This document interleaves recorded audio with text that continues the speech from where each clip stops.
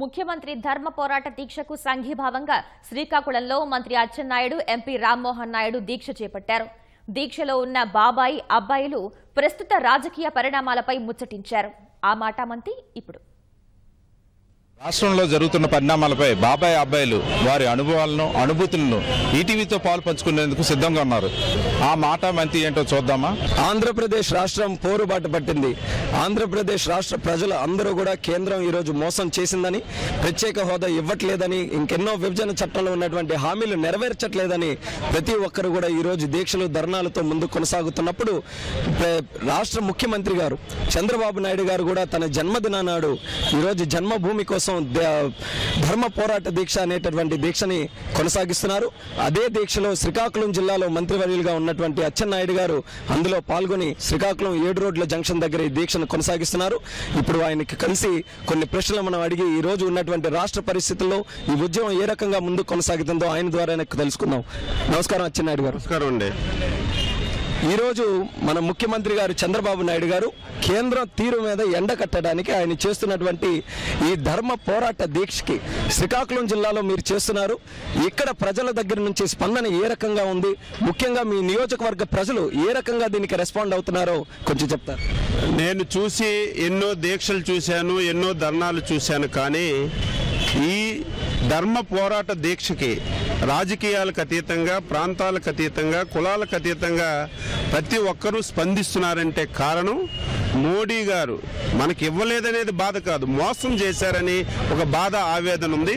అందులో మన ముఖ్యమంత్రి, నాకు తెలిసి దేశ రాజకీయాల్లో ఇప్పుడున్నటువంటి నాయకుల్లో అతి సీనియర్ నాయకుడు మన ముఖ్యమంత్రి చంద్రబాబు నాయుడు గారు.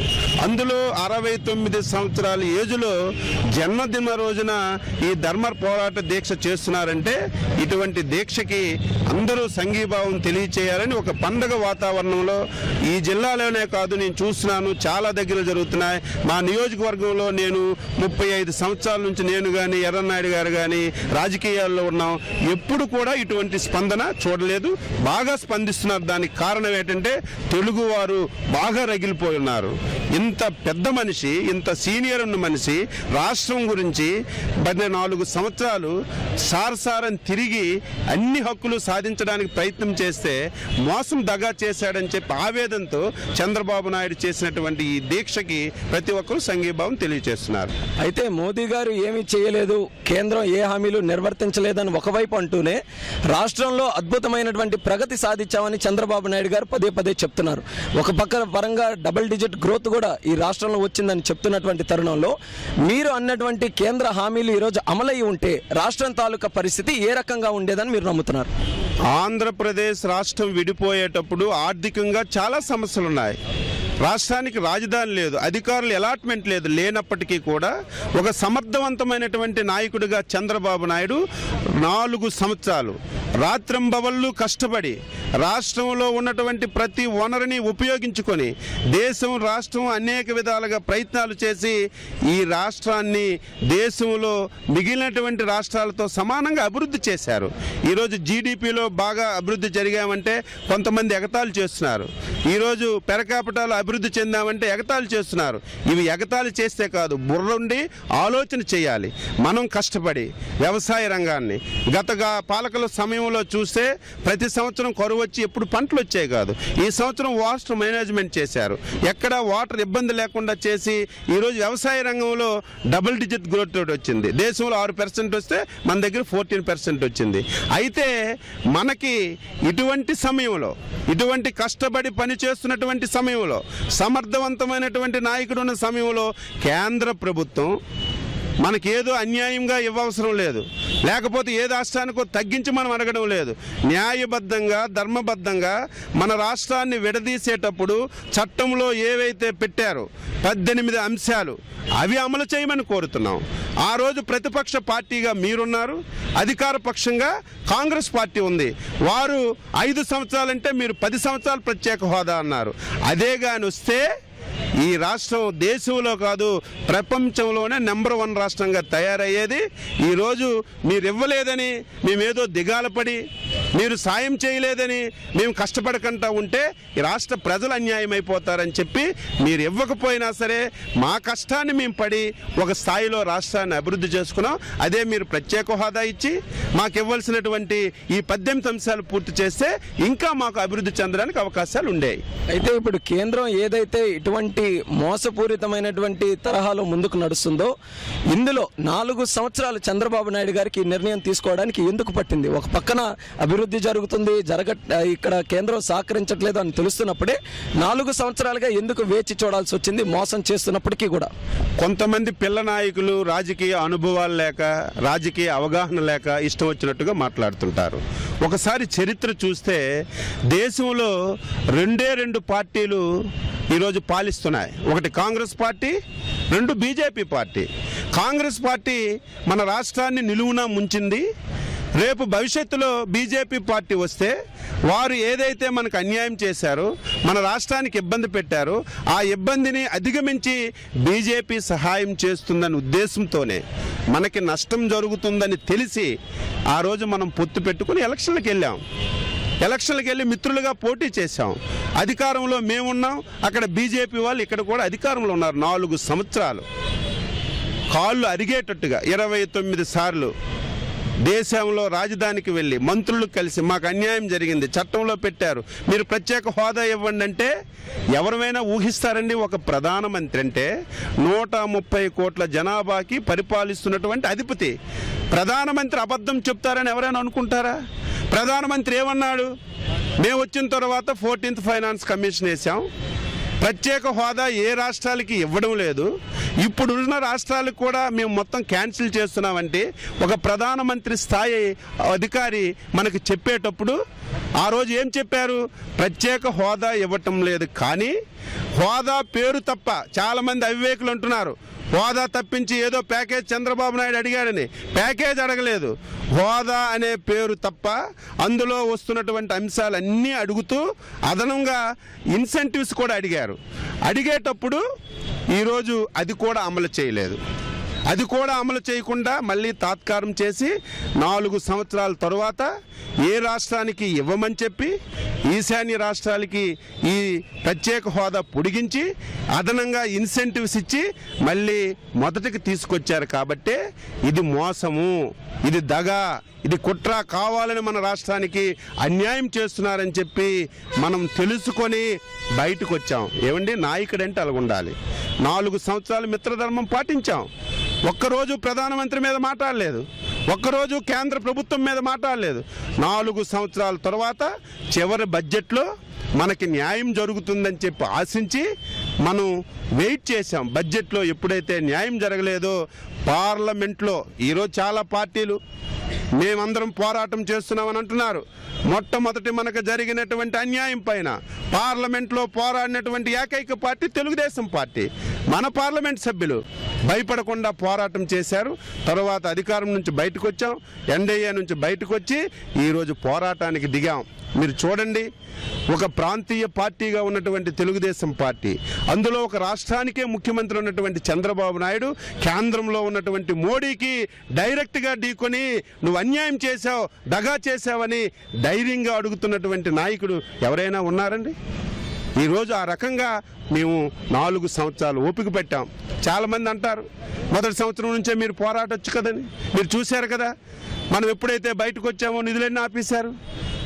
మనకి ఏవైతే వెనకబడిన ప్రాంతాలకు డబ్బులు ఇచ్చారు, ఇచ్చి మళ్ళీ వెనక్కి తీసుకున్నారు.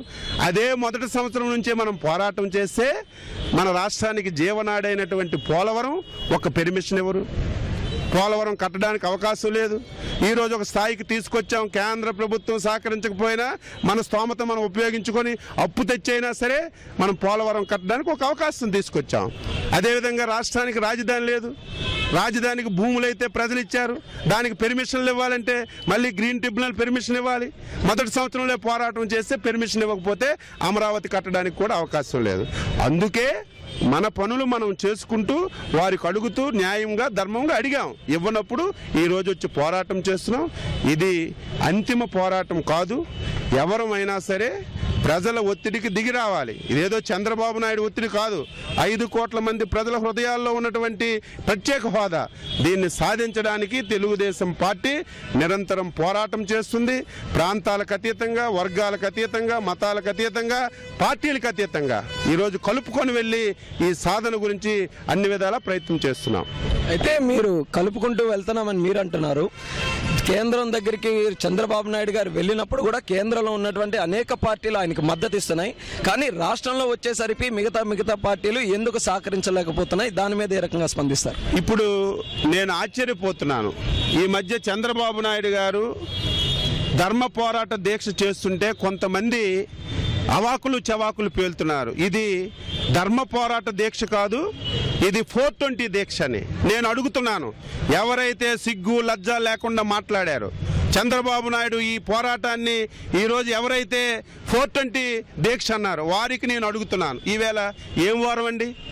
ఈవేళ శుక్రవారం ఈ సమయానికి మీ అధ్యక్షుడు జగన్మోహన్ రెడ్డి ఎక్కడున్నాడో చెప్పమని అడుగుతున్నాను. ఎక్కడున్నాడు? హైదరాబాదులో నాంపల్లి కోర్టులో బోన్లో చేతులు పట్టుకొని ఈరోజు నిల్చొని ఉన్నాడు కదా. ఏమండి 420 కోర్టులో నిల్చుంటాడా? ప్రజానాయకుడు కోర్టులో నిల్చుంటాడో ఒకసారి అర్థం చేసుకోవాలి. చంద్రబాబు నాయుడు ప్రజానాయకుడు కాబట్టే ఈరోజు లక్షలాది మంది సమక్షంలో ధర్మ పోరాట దీక్ష చేస్తుంటే నువ్వు 11 కేసుల్లో ముద్దాయివు, రాష్ట్ర ధనాన్ని దోచుకున్నావు, నువ్వు ఒక కేడీవి కాబట్టే 420 కాబట్టే ఈరోజు నువ్వు బోన్లో నిలబడ్డావు. మీ ఇద్దరికి వ్యత్యాసం ఇదే. ఈరోజు విమర్శించే ముందు ఆ నాయకులు ఏదో జగన్మోహన్ రెడ్డి మెప్పు పొందడానికో, జగన్మోహన్ రెడ్డి యొక్క మెప్పు తీసుకోవడానికో ఈరోజు విమర్శలు చేస్తే మేము దాన్ని చూస్తూ ఊరుకోవడానికి సిద్ధంగా లేము. 420 అన్నారు, బోన్లో ఉన్నవాడు 420, ప్రజల సమక్షంలో దీక్ష చేస్తున్నాడు 420.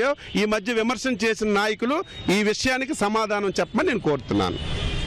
ఇది మరి అచ్చెన్నాయుడు గారి ద్వారా మీరు తెలుసుకున్నటువంటి విషయాలు.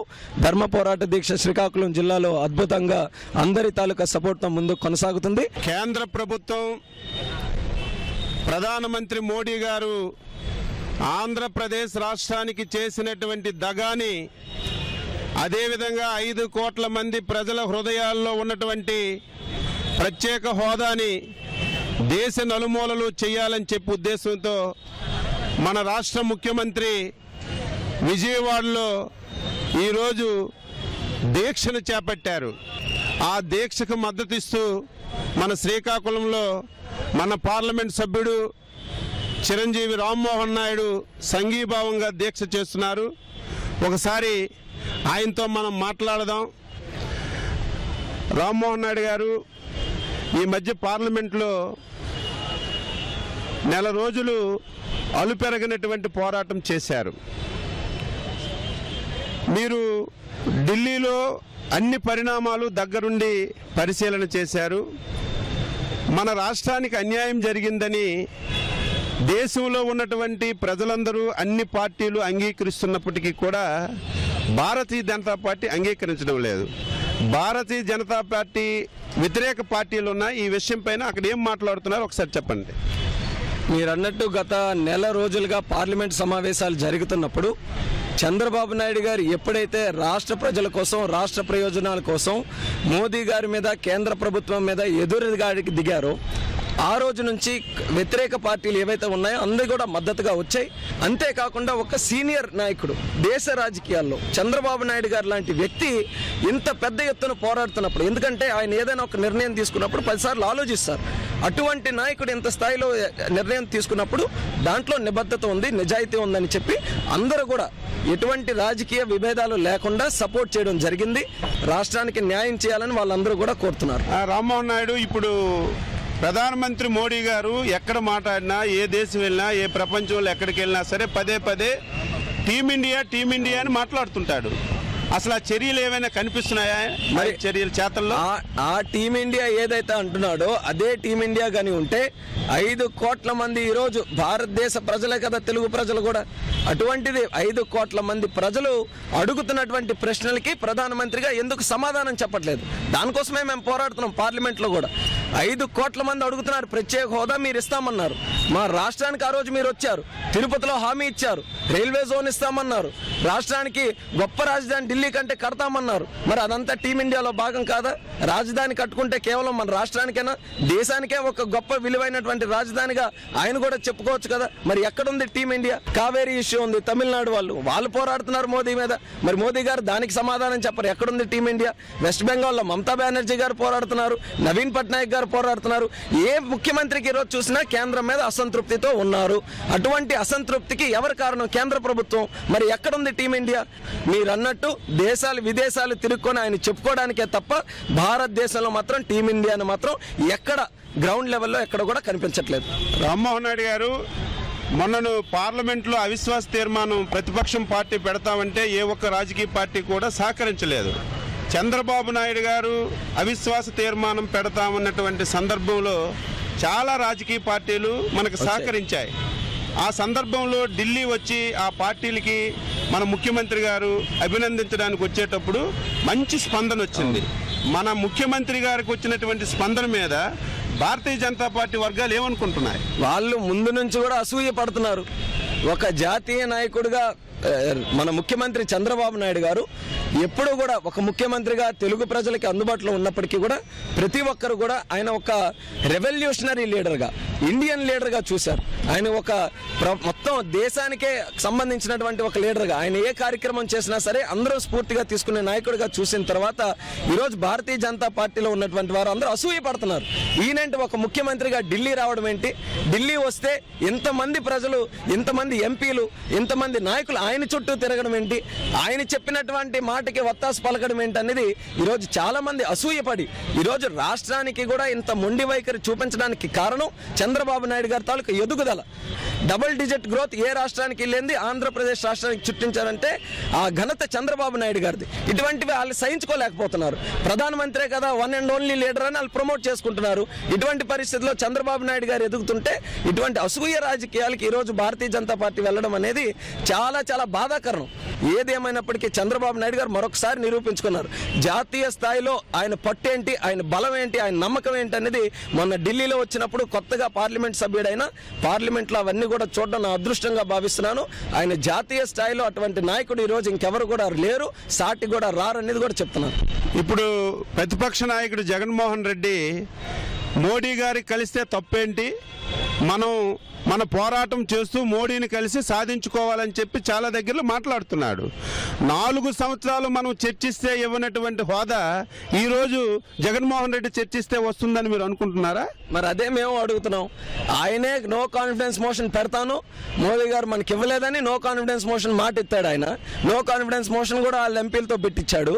నో కాన్ఫిడెన్స్ మోషన్ పెట్టించి మరి మోదీ గారి మీద ఎక్కడి నుంచి కాన్ఫిడెన్స్ వచ్చింది? ఆయనతో చర్చించాలి, ఆయన దగ్గరికి వెళ్తే తప్పే ఉంది, ఆయనతో మనం మాట్లాడుకొని చేయించుకోవాలని ఒక పక్కన కాన్ఫిడెన్స్ అంటాడు, ఒక పక్కన నో కాన్ఫిడెన్స్ అంటాడు. అంటే ఏ రకంగా రాష్ట్ర స్థాయిలో ప్రజలను మభ్య పెట్టడానికి, దేశ స్థాయిలో ఆయన కేసులు మాఫీ చేసుకోవడానికి అక్కడ ప్రధానమంత్రి గారితో ఏ లాలుచి పడుతున్నారనేది మీరు అడిగినటువంటి ప్రశ్నే పెద్ద సమాధానం. నేను నిలదీసి అడుగుతాను, మోదీ గారిని ప్రశ్నిస్తారనంటే ప్రతిపక్ష నాయకుడిగా ఒక గౌరవం. ఆయన రూమ్ లో కూర్చుంటాను, ఆయనతో మా రాజ్యసభ ఎంపీలు పంపించి అక్కడే కూర్చొని పెట్టి చర్చలు జరిపిస్తానంటే అందులో ఏమైనా చిత్తశుద్ధి ఉందా అని జగన్మోహన్ రెడ్డి గారికి మీ ద్వారా నేను అడుగుతున్నాను. రామ్మోహన్ నాయుడు గారు ఈ మధ్య వైఎస్ఆర్ పార్టీ అధ్యక్షుడు జగన్మోహన్ రెడ్డి కానీ వారి ఎంపీలు కానీ ఒక వితండవాదం చేస్తున్నారు. మేము రాజీనామాలు చేశాం, తెలుగుదేశం పార్టీ ఎంపీలు కూడా రాజీనామా చేస్తే మోడీ దిగివస్తారు అని ఒక వితండవాదం చేస్తున్నారు. దాని మీద మీ సమాధానం ఏంటి? అది ముందుగా రాజీనామాలు కాదు, అవి రాజీ డ్రామాలు. 5 లోక్సభ వాళ్ళు చేయడం ఏంటి, 2 రాజ్యసభ వాళ్ళు ఉంచుకోవడం ఏంటండి? పార్లమెంటు నుంచి అందరూ కూడా రాజీనామాలు చేస్తున్నప్పుడు వాళ్ళు చిత్తశుద్ధిగా ప్రత్యేక హోదా కోసం రాజీనామా చేస్తానంటే రాజ్యసభ నుంచి కూడా రమ్మనండి. రాజ్యసభలో ఎందుకు వెళ్ళాలి? అది కూడా పార్లమెంట్ వ్యవస్థే కదా, అందులోనే కూర్చుంటారు, అదే ప్రధానమంత్రి గారు వస్తారు. అంటే కేవలం లాలూచి చేయాలి, లోక్సభలో ఆంధ్ర వాయిస్ని కట్ చేయాలని వాళ్ళు అడగడం కూడా ఏంటి? తెలుగుదేశం పార్టీ తరఫున మీరు వచ్చామనంటే ఎందుకు? మనం గట్టిగా అడుగుతున్నాం కాబట్టి. నేషనల్ ఇష్యూగా ఈరోజు ఈ స్టేట్ ఇష్యూగా మనం తయారు చేశామనంటే పార్లమెంట్లో నో కాన్ఫిడెన్స్ మోషన్ పెట్టాం కాబట్టి మనం అందరం కూడా ఎంపీలుగా మేము రాజీనామాలు చేసి వస్తే రేపు భవిష్యత్తులో జరిగే సమావేశాల్లో ఏ ఒక్కరు కూడా ప్రధానమంత్రి గారికి నిలదీసి అడగకూడదు. అందుకని ఆయన చేస్తున్నటువంటి రాజీ డ్రామాలు తప్ప అందులో చిత్తశుద్ధి లేదు. ఆయన మాట వినాల్సినటువంటి అవసరం మాకెవరికి కూడా లేదు. మీరు పార్లమెంట్లో చాలా బాగా పోరాటం చేస్తున్నారు. క్షేత్రస్థాయిలో ఉద్యమాన్ని బలోపేతం చేయకుండా ఢిల్లీలో చేస్తే దీనివల్ల ఏమైనా ఫలితాలు ఉంటాయా? క్షేత్రస్థాయిలో చేయాలి. ప్రజలకి చైతన్యవంతులు చేయాలి. ఢిల్లీలో మనం ఎంత చేసినా ప్రజలకు అర్థం చెప్పాలి కదా. రేపు ఓట్లేసేది ప్రజలు, ఈ న్యాయం కోరుకునేది ప్రజలు. ప్రజలకి వివరిస్తూ వాళ్ళని చైతన్యపరుస్తూ వాళ్ళు ఐక్యత తీసుకుని వచ్చి వాళ్ళ తాలూకు ఆవేదన అక్కడ చెప్పాలి. సో ప్యారలల్గా రాష్ట్రం ఢిల్లీలో రెండిట్లో కూడా జరగాలి. అందుకనే మేము ఢిల్లీలో కూడా చేసాం, ఢిల్లీలో ప్రధానమంత్రి గారి ఇంటి వద్ద చేసాం. అదే రకంగా క్షేత్రస్థాయిలో మన జిల్లాకు వచ్చి నా పార్లమెంట్ సెగ్మెంట్లో ఉన్న రైల్వే స్టేషన్లో కూడా నేను రాత్రిపూట కూడా దీక్ష చేసేసాను. ఎందుకనంటే ప్యారలల్గా నడవాలి. ఏది ఏమైనప్పటికీ కూడా ఈ హక్కులు సాధించుకునే వరకు కూడా చంద్రబాబు నాయుడు గారి పోరాటంలో ఎంపీలుగా మేము సైన్యంలాగా పనిచేసి కేంద్రం మీద ఒత్తిడి తీసుకొని వచ్చి మిగతా పార్టీలు ఎన్ని రాజకీయ డ్రామాలు ఆడినా సరే రాష్ట్రం తరఫున మేము ఖచ్చితంగా చిత్తశుద్ధితో పోరాడతాం. అటు కేంద్రంలో ఇటు రాష్ట్రంలో జరుగుతున్న పరిణామాలపై బాబాయ్ అబ్బాయిల స్పందన ఇది. శ్రీకాకుళం 7 రోడ్ల కూడల నుంచి కెమెరామ్యాన్ ఉమామహేశ్వరరావుతో ఈశ్వర్, ఈటీవీ న్యూస్. అటు కేంద్రంలో ఇటు రాష్ట్రంలో జరుగుతున్న పరిణామాలపై బాబాయ్ అబ్బాయిల స్పందన ఇది. శ్రీకాకుళం 7 రోడ్ల కూడల నుంచి కెమెరామ్యాన్ ఉమామహేశ్వరరావుతో ఈశ్వర్, ఈటీవీ న్యూస్.